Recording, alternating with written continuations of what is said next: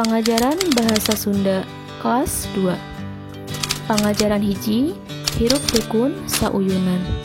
Kompetensi dasar 3.1, mengenal dan memahami teks tentang hidup rukun. Tujuan pembelajaran. Setelah selesai mempelajari materi pada bagian ini, peserta didik diharapkan dapat menjelaskan, mengenal, dan memahami teks tentang hidup rukun. Wah, sudah bel. Alhamdulillah. Halo, assalamualaikum warahmatullahi wabarakatuh. Kumaha damang anak-anak bu guru yang soleh, ganteng, solehah, cantik, patepang deui sareng bu guru Bu Tanti dina pengajaran bahasa Sunda kelas 2. Nah, kali ini untuk kelas 2 pengajaran bahasa Sunda di pengajaran 1 akan belajar mengenai hirup rukun sauyunan. Kompetensi dasarnya memahami dan mengenal hirup rukun sauyunan. Tujuannya apa Bu Guru? Tujuannya agar siswa dapat mengenal dan memahami hirup rukun sauyunan. Nah, kalau begitu Bu Tanti akan ajak nih adik-adik semua untuk mendengarkan cerita dengan menggunakan bahasa Sunda tentang hirup rukun sauyunan. Baik, kalau begitu kita simak baik-baik ceritanya di halaman 14 buku Bidadami pengajaran bahasa Sunda. Wilujeng ngadangkeun. Simaklah cerita berikut ini. Diajar nembang. Murid kelas 2 keur diajar nembang. Ku ibu guru dicontohan, terus diturutan ku sakabeh murid. Tembang nate pupuh pucung. Sakabeh murid geus bisa nembangkeun eta pupuh.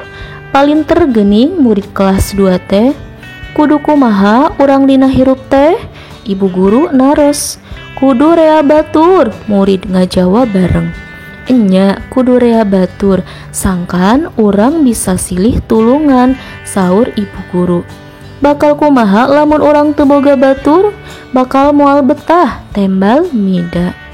Kumaha carana sangkan urang rea batur? Ulah harak, tembal wening. Ulah sok resep ngaganggu batur, tembal rahmat.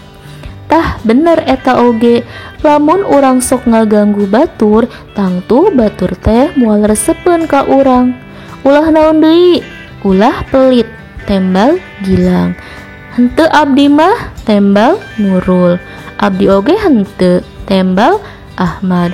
Abdi sok ngajajanan rerencangan, tembal Mida. Adik-adik paham nggak dengan cerita hidup rukun yang barusan Bu Tanti ceritakan? Nah, Bu Tanti akan bantu poin apa saja yang menjadi poin penting di dalam cerita hidup rukun tersebut. Jadi, dalam cerita tersebut, urang kudu rea batur. Kita harus banyak teman. Kenapa? Agar bisa saling tolong-menolong. Kumaha carana sangkan rea batur? Bagaimana caranya supaya kita banyak teman? Pertama, ulah harak, tidak boleh galak. Kedua, tidak boleh pelit, ulah pelit. Nah, adik-adik semua semoga bisa mengaplikasikan poin-poin penting dari cerita tersebut di dalam kehidupan sehari-hari. Dari cerita tersebut ada 5 pertanyaan di halaman 16 yang harus kalian jawab. Nah, Bu Tanti akan bantu kita bareng-bareng menjawab pertanyaan yang kelima ini.